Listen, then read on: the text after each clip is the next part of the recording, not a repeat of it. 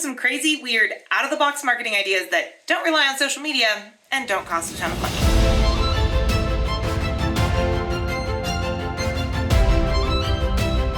This is probably the most common question that I get asked is just, Stephanie, what do we do for marketing that gets beyond social media? And I have given y'all a lot of videos on this channel talking about some of my favorite strategies that don't require social media, that work for small business budgets. But you know what? Let's get beyond that. Let's come up with something that is just totally outside the box, different and weird. And maybe we can come up with something that will spark something incredible for you. So this first idea I actually came up with a few weeks ago on social media. Someone was just posting and was like, throw out a crazy marketing idea. And I was like, okay. First thing that came to mind was, what if you were like to fold 100 origami cranes and like leave them all around a park on a weekend, and then inside the crane there's like a QR code or a scan this and share on social media to find the Crane Society or something like that. Now, this would work really well if like maybe your messaging was about building community or cranes or crafting, but the idea is that if you were to do something like that, it wouldn't cost a ton of money. It might cost some time, but it wouldn't cost a ton of money, and you could probably get quite a bit of attention in a small area for, what, pennies on the dollar? Of course, one of my all-time favorites is hosting an event, and this doesn't have to be super expensive, but I'm gonna walk you through some of the things that I found are really, really important for actually, like, making an impact and getting people to show up for your event. Because let's be honest, we've all hosted an event that no one showed up for. So first things first, keep it simple. You don't need to have 6 different ways to register or 6 different levels for people to register at. Make it really easy once they've been excited by the event for them to go, you know what, I am in. Okay, so I probably actually skipped a step, and that is choose an event people actually want to show up for. Like, come up with something that people will actually show up for. Keep in mind, time is incredibly valuable to people. If you're asking them to show up, even for a virtual event where they don't have to go anywhere, but they do have to remember to take a break from whatever is going on in their day, you're going to need to make sure it is compelling enough for them to go, okay, yeah, that's worth it.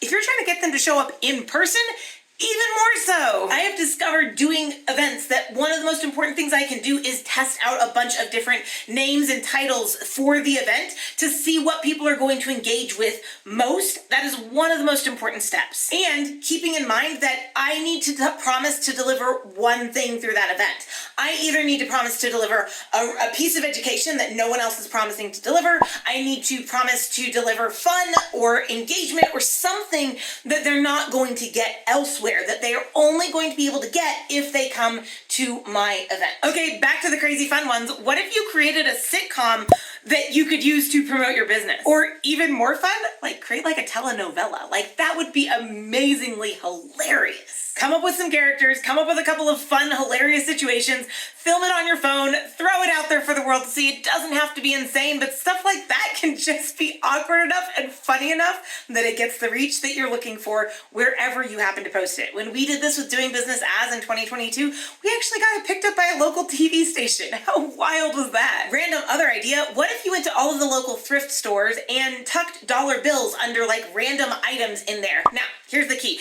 I've seen people do this where like their coupon is inside of a fake dollar bill, and all that does is piss people off. Like, they thought they were getting free money and then they saw your brand inside instead, and you just created a really bad brand experience. So maybe don't do that. But what if you got like a couple of $2 bills and just tuck a coupon inside of it that said, hey, here's a little something extra for your thrift shop experience, and next time you're looking to save money on X, come see us as well. Now, you might want to get permission from the thrift store to do this, but you could make quite a splash just giving out very, very small amounts of money at a place where people are looking to save money if, again, that's the message you're trying to reinforce. Next one, what if you ran a scavenger hunt around your city? Like, just fun, crazy, get people to go wander around the city looking for specific things. Now, in order for this to work, the prize, whatever it is you're giving away, is gonna have to be worth it for people. But you could like really get, maybe you see, go in collaboration with another event that's already happening at a local park and say, hey, here's the handout, and the first person to find all of these items and send us pictures of them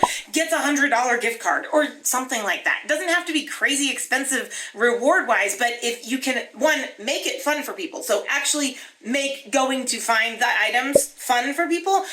2, make sure that it's easy to do. And then 3, make sure that the reward is easy enough. $100 works really well if they're already going to be at the park for an event. May as well like go have fun, get some pictures, and possibly win $100 extra, right? So the biggest key to remember with all of these random ideas that I just threw out for you is that the flip side of them all being cheap money-wise is they all take time. Every single one of them. You're going to have to fold the cranes and place them around the park. You're going to have to actually come up with the event and put together the event and then host the event. You're going to have to come up with the sitcom, film the sitcom, put the sitcom together. You're going to have to come up with, like, go to the thrift stores. You're going to have to run, you're gonna have to actually do some work for each of these to work. And universally, that is almost always the case when it comes to budget marketing. If you're not investing money, you are investing time. Now, on the flip side of that, you can invest a lot of money and not necessarily get a return. So this personally is my preference. The second key to keep in mind is that as fun and creative as all of these are, they're only going to be effective if you follow the 3 M's of marketing that I have been talking about forever at this point. You need to know who your target market is and whether or not what you're doing is going to appeal to them. If your target market is not going to thrift stores, putting your coupon at thrift stores isn't going to help. You need to know what your marketing message is, because if your message is not necessarily about being creative or creating community or doing something fun like that, then the origami cranes is not necessarily going to appeal to that target market or reinforce that message for them. But when you know your target market, when you know your marketing message, you can come up with some really, really creative ways to get that message out there. You can come up with methods of distribution, our third M, that blow people out of the water, that do generate results. Because I will tell you, if I'm going to spend time folding 100 origami cranes, I want to make sure that that's actually going to produce results for my business. So I'm going to make sure that's actually going to, 1, appeal to my target market, 2, go somewhere they're actually hanging out, and 3, have a message that works to advance the market, the business that I'm promoting.